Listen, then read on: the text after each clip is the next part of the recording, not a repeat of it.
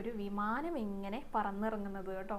അതിൽ നിന്ന് സുന്ദരികളായിട്ടുള്ള സ്വർഗ സ്ത്രീകളാണ് അവരിങ്ങനെ ഇറങ്ങി വന്ന് ഒരു പൂക്കുടയിലെ പൂക്കളൊക്കെ ശേഖരിച്ചിട്ട് ഇങ്ങനെ തിരികെ കയറാൻ വേണ്ടി നിൽക്കുന്ന സമയത്താണ് രാജാവ് വേഗം ഓടിപ്പോയിട്ട് ആ വിമാനം പിടിച്ചിട്ട് പറഞ്ഞു, അതെ എങ്ങോട്ടേക്കാണ് പോകുന്ന ഈ പൂക്കളൊക്കെ ആയിട്ട് എന്ന് ചോദിച്ചു. അങ്ങനെ സ്വർഗ സ്ത്രീകൾ പറഞ്ഞു, ഞങ്ങൾ സ്വർഗത്തിൽ നിന്ന് വന്നവരാണ്, ഞങ്ങൾ ഏകാദശി നോറ്റിട്ട് ദ്വാദശിക്ക് ഭഗവാനെ പൂജിക്കാൻ അർപ്പിക്കാനുള്ള പൂക്കൾ ശേഖരിക്കാൻ വന്നതാണ് എന്ന് പറഞ്ഞു കേട്ടോ. അപ്പോൾ പറഞ്ഞു, പൂക്കൾ പൊട്ടിക്കുന്നതൊക്കെ കൊള്ളാം, പക്ഷെ ഒന്ന് പറഞ്ഞിട്ട് കൊണ്ടുപോയിക്കൂടെ, അതല്ലേ അതിൻ്റെ ഒരു ശരി എന്ന് പറഞ്ഞു. അപ്പോൾ ശരി, ഇനി ഞങ്ങൾ അങ്ങനെ ചെയ്തോളാം എന്നൊക്കെ പറഞ്ഞപ്പോൾ എന്നാൽ ശരി പോയിക്കോളൂ എന്ന് പറഞ്ഞു കേട്ടോ രാജാവ്. അങ്ങനെ സ്വർഗസ്ത്രീകൾ പറഞ്ഞു, അതെ ഈ വിമാനം ഇനി ഉയരില്ല.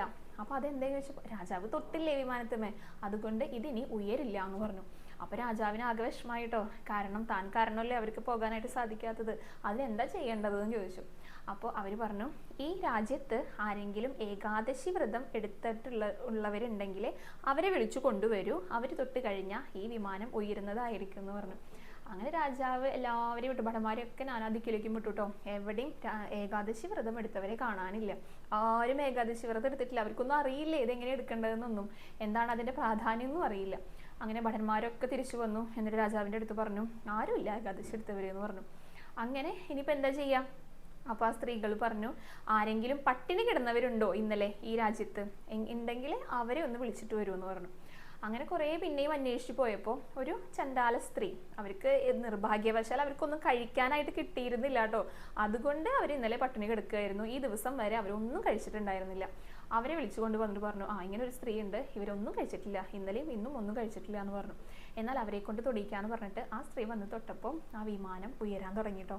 രാജാവിന് ആശ്ചര്യമായി, കാരണം ഒന്നും കഴിക്കാതെ കിടന്നിരുന്ന ആ ഒരു സ്ത്രീയാണ് ഇത് തൊട്ടപ്പോൾ ഉയരാൻ തുടങ്ങിയത്. അപ്പോൾ എന്തുമാത്രം മഹാത്മ്യം ഉണ്ടായിരിക്കും. ഈ രാജാവിൻ്റെ രാജ്യത്താണെങ്കിൽ ഇഷ്ടം പോലെ സമൃദ്ധിയൊക്കെ ഉള്ള രാജ്യം, എല്ലാവരും നന്നായി സുഖമായി ഭക്ഷണം കഴിക്കുന്നവരാണ്. ഈ ഒരു സ്ത്രീ മാത്രമാണ് അവർക്കൊന്നും ലഭിക്കാതിരുന്നത് കൊണ്ട്, ഭിക്ഷുകിയാണേ, അവർക്കൊന്നും ലഭിച്ചിരുന്നില്ല, അതുകൊണ്ടാണ് കഴിക്കാതിരുന്നത്. ആ ഒരു സ്ത്രീ തൊട്ടപ്പോൾ വിമാനം ഉയരാൻ തുടങ്ങി. അങ്ങനെ ഭഗവാൻ ചോദിച്ചു, എന്തൊരു ആശ്ചര്യമാണ്, ഇതെങ്ങനെയാണ് സംഭവിച്ചതെന്നൊക്കെ ചോദിച്ചപ്പോൾ സ്വർഗ സ്ത്രീകൾ അദ്ദേഹത്തോട് പറഞ്ഞു കൊടുക്കുകയാണ് ഏകാദശിയെ പറ്റിയിട്ടും അതിൻ്റെ മാഹാത്മ്യത്തെ പറ്റിയിട്ടൊക്കെ, എങ്ങനെയാണ് ഏകാദശി എടുക്കേണ്ടതെന്നും പറഞ്ഞു കൊടുത്തു. ഏകാദശി എടുത്തു കഴിഞ്ഞാൽ വൈകുണ്ഠം ലഭിക്കുമെന്നൊക്കെ രാജാവിനെ പറഞ്ഞ് മനസ്സിലാക്കിയിട്ടോ. രാജാവിന് നല്ല സന്തോഷമായി. അദ്ദേഹവും ഏകാദശി നോൽക്കാനായിട്ട് തീരുമാനിച്ചു.